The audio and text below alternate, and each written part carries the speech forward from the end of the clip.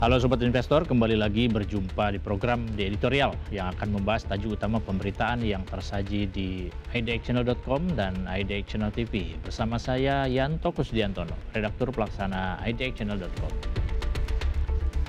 Di tengah hiruk pikuk wacana ekonomi Indonesia, Menteri Keuangan Purbaya Yudisadewa berdiri di persimpangan yang pelik. Desakan untuk menurunkan tarif pajak pertambahan nilai atau PPN menggema dari berbagai kalangan, menawarkan janji peningkatan daya saing regional.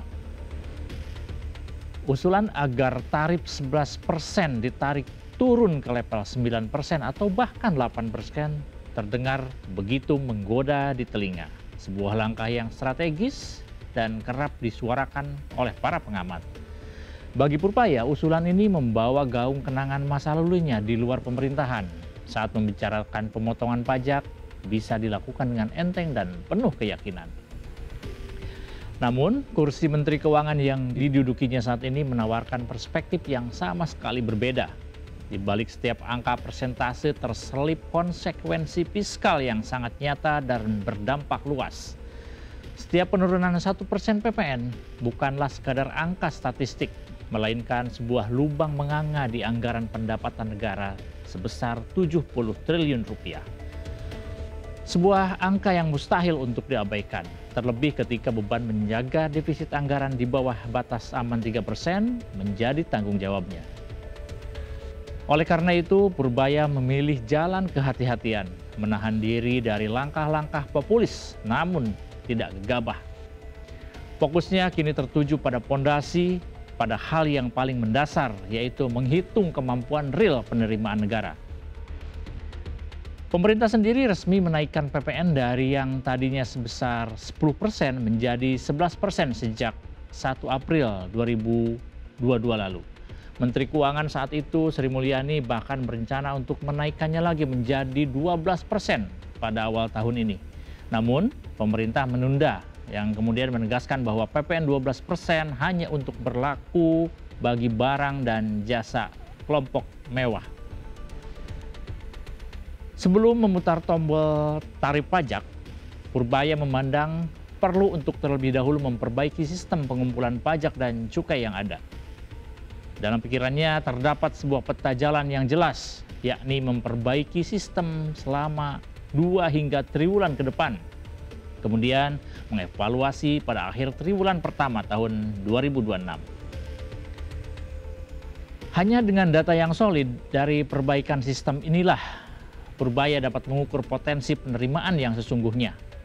Barulah setelah peta itu tergambar dengan jelas, pertimbangan untuk menurunkan tarif PPN dapat dihitung dengan matang. Termasuk berapa pendapatan yang akan hilang dan yang lebih penting, berapa dampaknya di balik pertumbuhan ekonomi. Inilah pertanyaan kunci yang menuntut jawaban empiris, bukan sekedar tebakan atau wacana. Langkah strategis ini juga tercermin dalam pendekatannya terhadap sektor perpajakan. Purbaya dengan tegas menyatakan bahwa pemerintah belum akan menyentuh underground ekonomi atau ekonomi di bawah tanah yang sering digadang-gadang memiliki potensi pajak yang besar. Bagi seorang Menteri Keuangan yang pragmatis, memburu hantu tanpa wujud adalah pemborosan energi.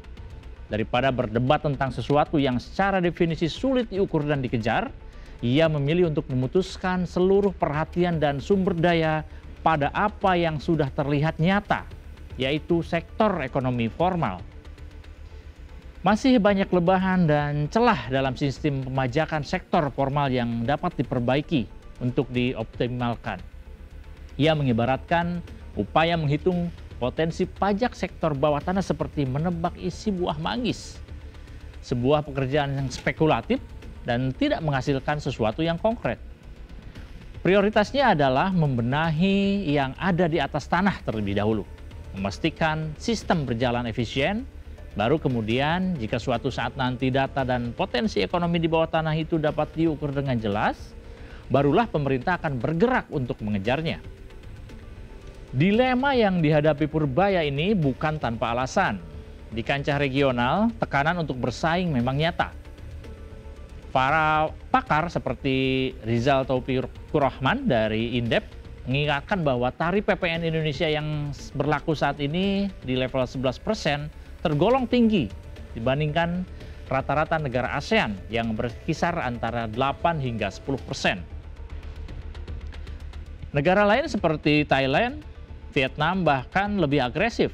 Mereka menurunkan tarif PPN ke level 7 hingga 8% saja sebagai stimulus untuk mendorong konsumsi domestik pasca pandemi. Rizal memperkirakan dengan asumsi disiplin anggaran dan perluasan basis pajak, penurunan tarif PPN Indonesia ke level yang lebih kompetitif hingga 9 atau 10% berpotensi mendongkrak pertumbuhan ekonomi hingga 0,2 dan 0,3 poin. Ini adalah imbalan yang menggoda sebuah percepatan pertumbuhan yang didambakan banyak pihak.